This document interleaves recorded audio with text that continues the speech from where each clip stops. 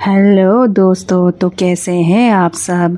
आज हम बात करेंगे सच्ची घटना पर आधारित मूवी 6888 के बारे में। ये मूवी सेकेंड वर्ल्ड वॉर के दौरान की है, जहां पूरी दुनिया जंग में झुलस रही थी। वहीं कुछ ब्लैक वुमेन अपने सम्मान, इज्जत और पहचान के लिए एक खामोश लड़ाई लड़ रही थी। दोस्तों, आप लोग वीडियो तो देख रहे हैं पर चैनल को सब्सक्राइब नहीं कर रहे हैं।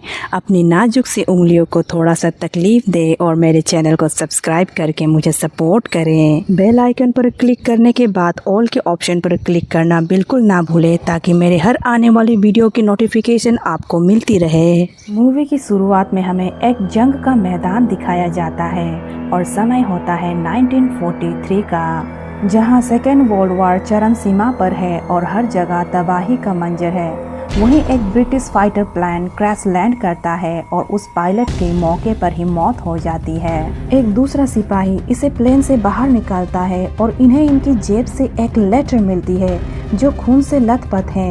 ये इनकी लेटर को लेकर यहाँ से चला जाता है, क्योंकि जंग के मैदान पर एक ही जगह पर ज्यादा देर तक रुकना खतरा हो सकता है। दरअसल इसी भीषण जंग के दौरान रोज हजारों सिपाहियों के लेटर्स इनके घर वालों को भेजे जा रहे हैं और उनमें से कई लेटर्स ऐसे होते हैं जिनमें इनकी मौत की खबर लिखी होती है। लेकिन इनमें से बहुत सारी लेटर्स ऐसी भी होती है जो एड्रेस तक नहीं पहुंच पाती, बल्कि एक सुनसान गोदाम में धूल फांकते रहते हैं और उनके घर वाले व चाहने वाले उनके लेटर्स का इंतजार करते रह जाते हैं। उसके बाद कहानी कुछ समय पीछे जाती है 1940s के पेंसिल्वेनिया में, जहां हम मिलते हैं अब्राहम डेविड से, जो जंग में जाने से पहले अपनी गर्लफ्रेंड लीना के साथ वक्त बिता रहा है।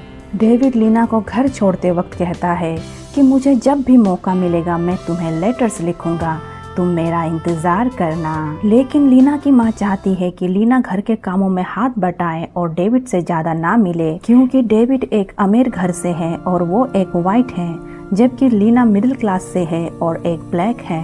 दरअसल इस दौर में काले गोरे रंगों का भेदभाव चरम सीमा पर है और गोरे लोग काले लोगों को हीन भावना से देखते हैं। लीना की माँ उसे समझाती हुई कहती है कि समाज तुम्हारे प्यार को कभी नहीं अपनाएंगे। डेविड एक अमीर घर का लड़का है। उसी रात डेविड के घर में पार्टी होती है, जिसमें खाना बनाने और सर्व करने का काम लीना के फैमिली को मिलता है। लीना पार्टी में सबको खाना सर्व कर ही रही थी कि तभी डेविड उसे आकर अकेले में बाहर ले जाता है और उसे प्रपोज करता है। लीना भी उसे किस करती है। तभी लीना की माँ देख लेती है और डेविड को सख्त लहजे में कहती है, अगर लीना से प्यार करते हो तो इज्जत से अपने परिवार के साथ लीना का हाथ मांगने आओ। जिस पर डेविड कहता है, जरूर, जंग से आकर सबसे पहला काम मैं यही करूँगा। अब हम पोस्टमैन को देखते हैं जो लोगों के लेटर्स को डिलीवर कर रहा है। तभी एक लेडी रोती हुई पोस्टमैन से कहती है, क्या मेरे बेटों का कोई खबर है? लेकिन आज भी इस लेडी के लिए कोई लेटर नहीं आई होती है। दरअसल इस लेडी के 2 बेटे आर्मी में हैं और पिछले कई महीनों से इनकी बेटों का कोई खबर इन्हें नहीं मिली होती है। इधर लीना भी डेविड के लेटर का रोज बेसब्री से इंतजार करती है, जो अब जंग में जा चुका है। इसी जंग के बीच महिलाओं को भी देश की सेवा करने का मौका दिया जा रहा है। फिर लीना घर आती है। उसकी माँ उसे एक लेटर देती है जो डेविड के परिवार से मिला है। लेटर पढ़कर लीना रोने लगती है, क्योंकि लेटर में डेविड के लापता होने का खबर लिखा है। अब कई हफ्तों तक दुख मनाने के बाद लीना एक दिन डिसाइडेड करती है कि वो आर्मी में भर्ती होकर हिटलर के अगेंस्ट लड़ेगी। ये बात जब वो अपनी माँ और दादी को बताती है तो लीना की माँ और दादी उसे समझाने लगती है कि तुम यहाँ रहकर यूनिवर्सिटी जा सकती हो। जिस पर लीना बोलती है, यूनिवर्सिटी जाने के लिए पैसे कहाँ हैं? जिसका जवाब उनकी माँ और दादी के पास नहीं होता। यानी कि लीना आर्मी में भर्ती इसीलिए होना चाहती है क्योंकि आगे की पढ़ाई के लिए उसके पास पैसे नहीं है, और कहीं ना कहीं उसे ये भी उम्मीद है कि फौज में भर्ती होने पर शायद उसे डेविड का पता चल जाए और हिटलर के अगेंस्ट भी वो लड़ना चाहती है, जिसके वजह से वो और डेविड अलग हुए। अब अगले दिन लीना को उसकी माँ और दादी स्टेशन तक छोड़ने आते हैं। ट्रेन में लीना को बहुत सारी लड़कियां मिलती है जो लीना की तरह ही आर्मी में भर्ती होने के लिए जा रही है। यही लड़कियां आगे चलकर लीना की फ्रेंड्स बनेगी। फिर सभी लड़कियों को जॉर्जिया के हेडक्वार्टर में लाया जाता है। यहाँ पहुँचने के बाद इनका मेडिकल एग्जामिन होता है और फिर यूनिफॉर्म देकर उन्हें बेड अलॉट किया जाता है।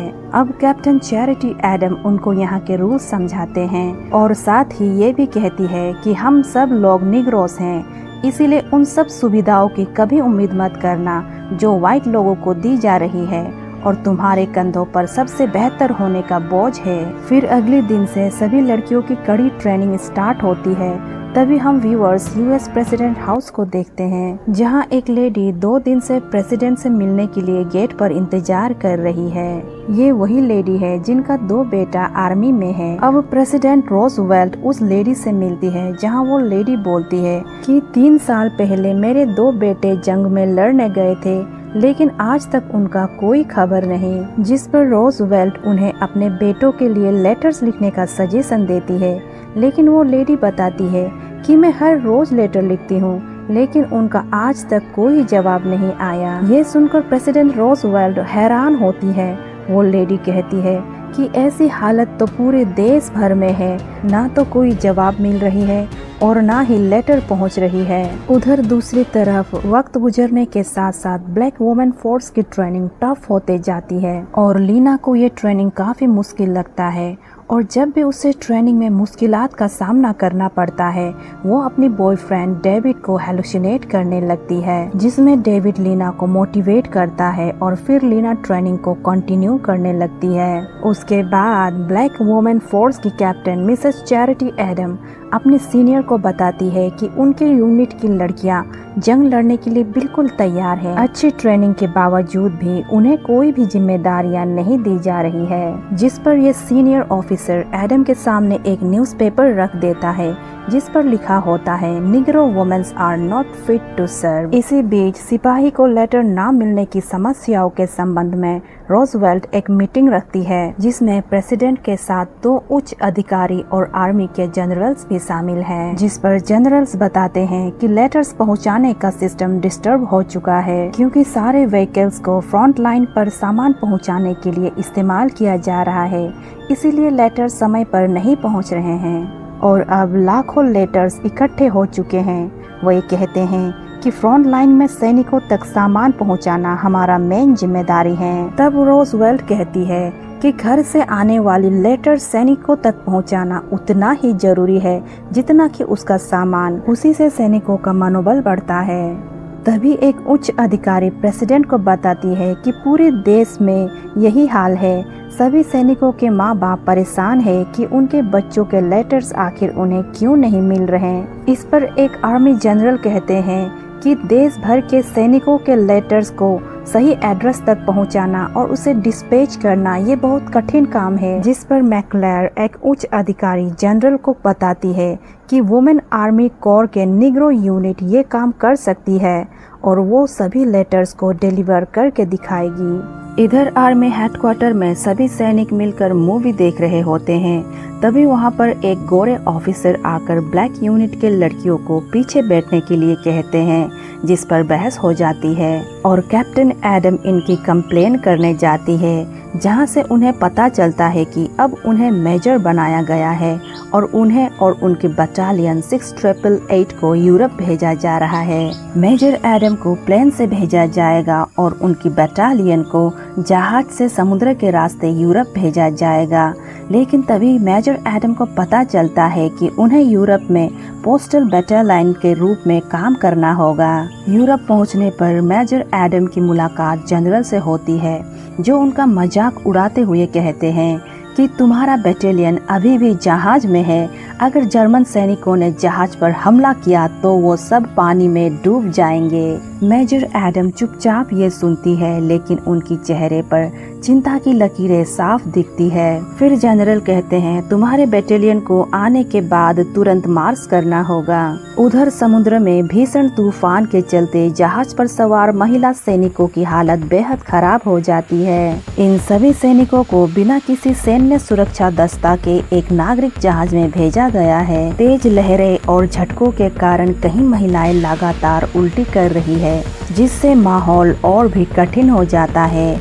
इधर मेजर एडम अपने साथी के साथ पोस्टल ऑफिस जाती है, जहां मेजर एडम लेटर्स के इन ढेरों को देखकर दंग रह जाती है, क्योंकि प्लेन को रखने वाली सभी हैंगर्स में करोड़ों लेटर्स रखे हुए हैं और इन सभी लेटर्स को सही एड्रेस तक पहुंचाने के लिए सिर्फ 3 महीने का वक्त दिया है, जो कि काफी कम है। जहाज में संघर्षपूर्ण सफर के बाद आते ही मार्च करना आम सिपाही के लिए काफी कठिन काम होता है, लेकिन 6888 बटालियन को इसे करना होगा, क्योंकि ये लोग ब्लैक यूनिट फोर्स हैं। इनके कंधे पर बेहतरीन होने का बोझ है और ये बात इन्हें मेजर एडम ने ट्रेनिंग के फर्स्ट डे में ही बता दिया था। और फिर 6888 बटालियन पूरे शहर में मार्च करते हुए जाती है। अब पोस्टल ऑफिस आकर मेजर एडम अपने सैनिकों को बताती है कि ये लेटर्स पिछले कई महीनों से यहीं पड़े हैं और यहाँ के सभी एयरप्लेन हैंगर में ऐसे लेटर्स रखे हुए हैं। ये सब हमारे ही सोल्जर्स के लेटर्स हैं और इस जंग में लड़ने वाले सिपाही को उनके घर की खबर नहीं मिल रही है और उनके घर वालों को भी अपने बच्चों की खबर नहीं मिल पा रही है कि वह जंग में किस हाल में है। मेजर एडम कहती है कि ये काम हमें करना होगा, क्योंकि पहले भी कुछ लोग इस काम को करने की कोशिश की, लेकिन ये काम वे लोग नहीं कर पाए। इसीलिए हमें इस काम को करने के लिए बुलाया गया है। हमें सिर्फ 3 महीने दिया गया है इस काम को करने के लिए, जो कि बहुत कम है। हमें ये काम को एक मिशन की तरह करना होगा। अब इन्हें एक पुराने गंदे चूहों से भरा हुआ एक बोर्डिंग स्कूल दिया जाता है। ये स्कूल पूरी तरह से तबाह हो चुका है।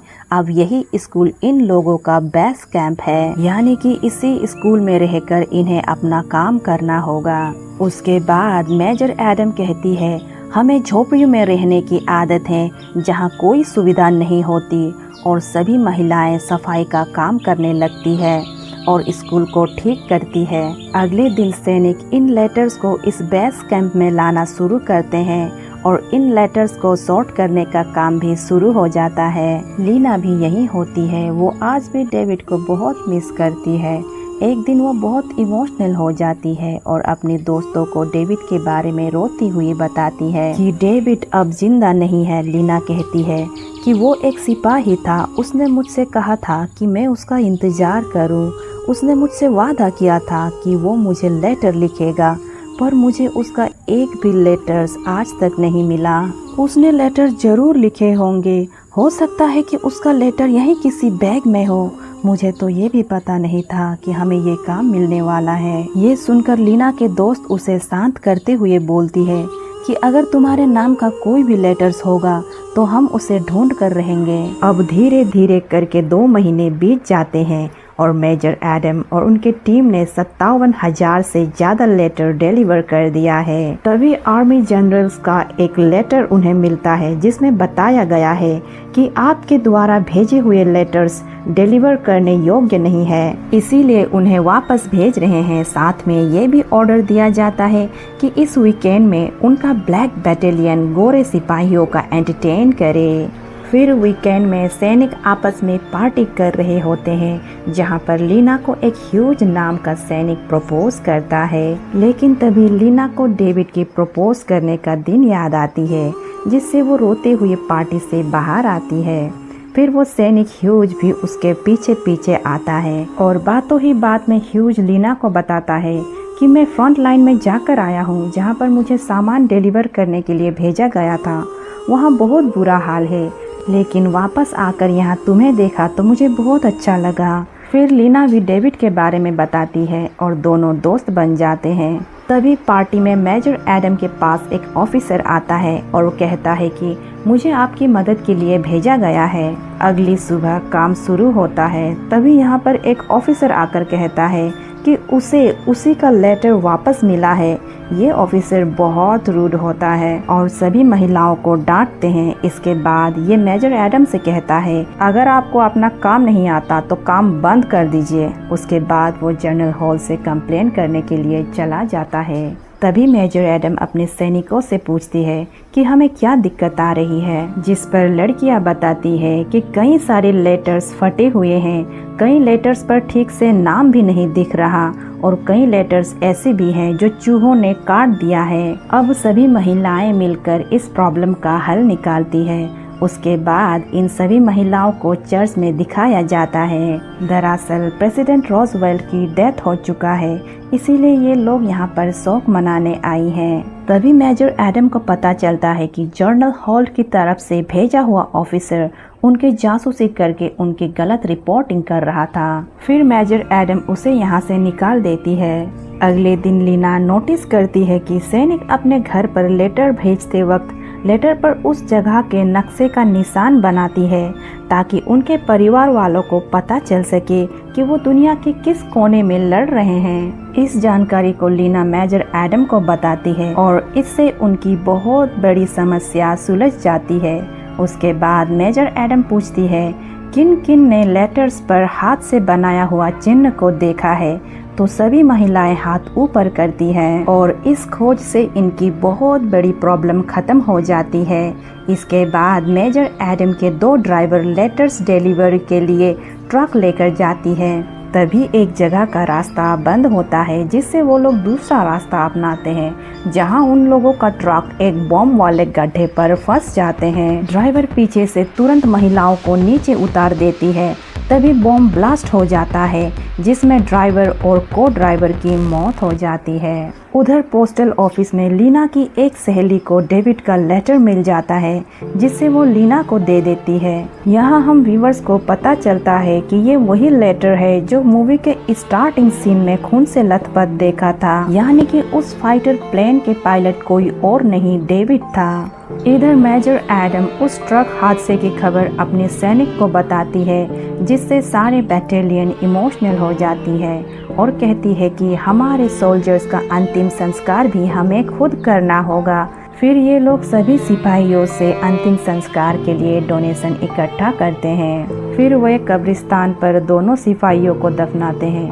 तभी एडम लीना को कहती है यहाँ पर कई सारे अमेरिकन सोल्जर्स को दफनाया गया है, तुम यहाँ देखकर पता लगा सकती हो कि डेविड किस जगह पर दफनाया गया है। लीना कुछ देर कब्रिस्तान में ढूंढने के बाद उसे डेविड की कब्र मिल जाती है, जहाँ वो बहुत रोती है और यहाँ पर डेविड के लेटर को खोलकर पढ़ती है, जिसमें लिखा होता है मुझे पता है मैंने तुम्हें इंतजार करने के लिए कहा था और मुझे पूरा यकीन है तुम करोगी, लेकिन अगर मैं वापस नहीं आ पाया तो प्लीज़ अपनी ज़िंदगी उतना ही खुशी से जीना जितना खुशी से तुम मेरे साथ बिताती, और उतना ही खुश रहना जितना खुश हम दोनों साथ रहते। वादा करो तुम एक लंबी जिंदगी जियोगी। मैं तुमसे बहुत प्यार करता हूँ लीना, तुम्हारा और सिर्फ तुम्हारा डेविड। लीना ये लेटर को पढ़कर बहुत रोती है और डेविड की बातों को याद रखते हुए जिंदगी को आगे बढ़ाने का फैसला करती है। उसके बाद जनरल हॉल्ट पोस्टल बटालियन यानी कि 6888 के हेडक्वार्टर में इंस्पेक्शन के लिए आते हैं और जनरल हॉल्ट मेजर एडम से कहते हैं कि लेटर्स डिलीवर करने के काम से मैं खुश नहीं हूँ। जनरल हॉल्ट बेवजह मेजर एडम की टीम पर कमियां निकालते हैं और जाते वक्त धमकी देते हैं। अब तो प्रेसिडेंट रोजवेल्ट भी नहीं रहे जिसने तुम्हें ये काम सौंपा था, और इसीलिए तुम्हारा ये सर्कस बहुत ही जल्द बंद होने वाला है। मैं तुम्हें तुम्हारे पोस्ट से हटाकर यहाँ किसी गोरे को लाकर इस यूनिट को चलाऊंगा।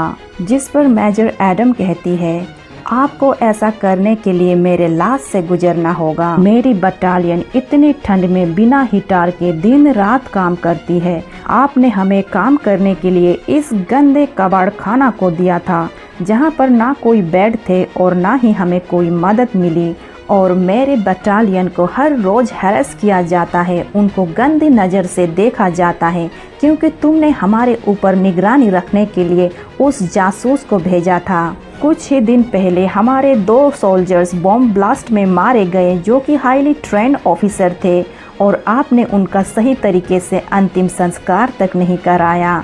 मैं जानती हूँ हम एक जंग लड़ रहे हैं, लेकिन हमारा जंग हमारे निग्रो होने से शुरू होती है। हम हर दिशा से लड़ रहे हैं, इसीलिए मैंने कहा मेरे लाश से गुजरना होगा।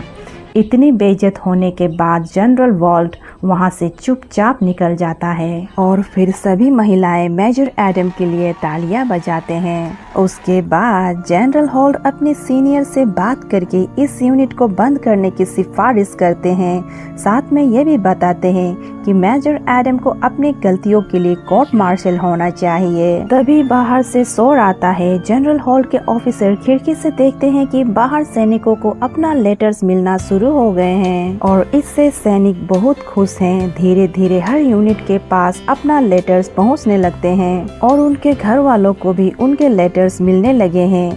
और अब इस लेडी को भी अपने बेटों की लेटर्स मिल जाती है जो स्टार्टिंग में रोजवेल्ट के पास कंप्लेन करने आई थी। आज पूरे देश भर में खुशी की लहर दौड़ रही है क्योंकि सोल्जर्स को पूरे 3 साल बाद अपने घर वालों की लेटर्स मिल रही है और उनके घर वालों को भी अपने बच्चों की खबर मिलने लगी है। तभी लीना की फैमिली भी न्यूज़पेपर में उनके यूनिट और उनके काम के बारे में पढ़ते हैं। फिर अमेरिकन आर्मी 6888 बटालियन को स्टैंड अप सलाम करके उनका सम्मान करते हैं। व्हाइट ऑफिसर से इतना सम्मान पाकर सभी ब्लैक महिलाओं के आंखों में आंसू आ जाते हैं क्योंकि उस दौर में जहां रेसिज्म चरम सीमा पर थी, व्हाइट ऑफिसर इस तरह से ब्लैक यूनिट को स्टैंड अप सलाम करना काफी बड़ी बात होती है। 6888 बटालियन के कामों के बारे में न्यूज़पेपर में भी बताया जाता है। सेकेंड वर्ल्ड वॉर में 6888 बटालियन यूरोप में एकमात्र ब्लैक बटालियन थी जिन्होंने लगभग 17 मिलियन लेटर्स को 90 दिनों में ठीक से सही एड्रेस पर पहुंचाया था